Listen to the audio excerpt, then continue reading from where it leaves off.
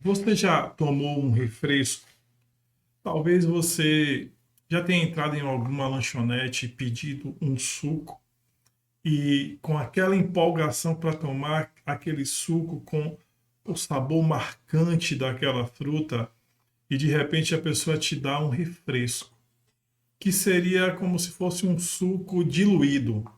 E então você fica com aquela decepção. Muitas pessoas têm tentado diluir a palavra de Deus com acréscimos desnecessários, diminuindo assim talvez o peso ou o valor do que Deus quer transmitir através da sua palavra. Paulo, no seu tempo, enfrentou esse tipo de coisa e criticou aqueles que o faziam. Vamos ver o que aqui nos diz a meditação de hoje sobre esse tema? Diluindo a palavra de Deus. Rejeitamos as coisas ocultas que trazem vergonha, não agindo com astúcia, nem adulterando a palavra de Deus.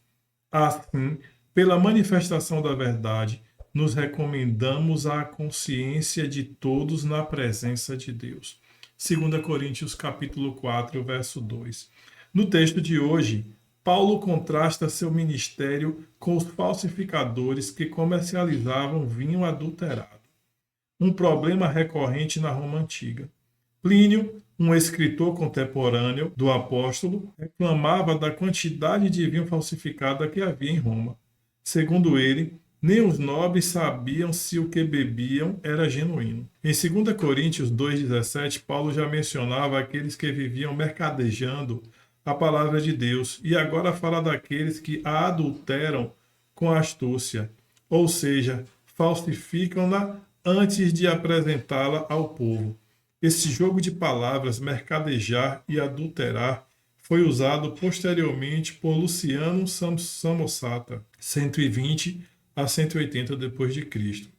E sua crítica aos filósofos de má índole que vendiam lições como mercadores de vinho, muitos deles adulterando, enganando e oferecendo falsas medidas.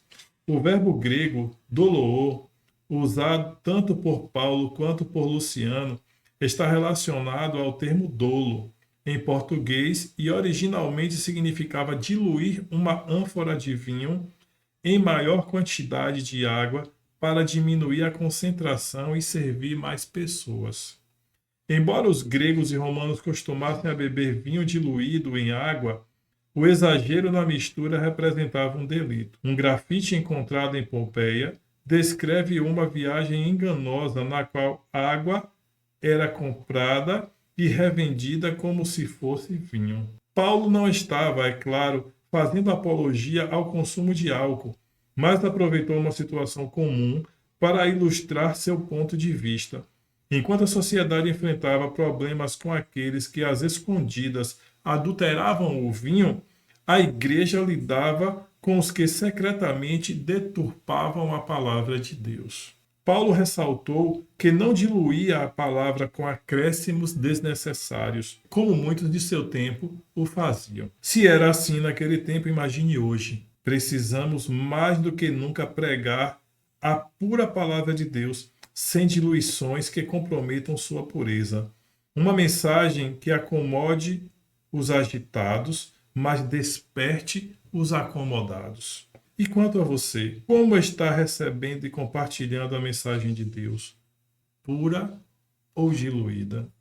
É claro que devemos interpretar e aplicar a palavra de Deus, mas seguindo ela de forma fidedigna, mantendo o princípio do sola escritura, só a escritura, sem fazer acréscimos nem tirar. Pois a palavra de Deus diz que aquele que fizer acréscimos à palavra de Deus terá acrescidos em sua vida os flagelos ditos no livro do Apocalipse. E aquele que retirar também terá retirado a sua parte do livro da vida. Então, antes de transmitir a palavra de Deus, se certifique daquilo que você vai falar. Um forte abraço e até a próxima.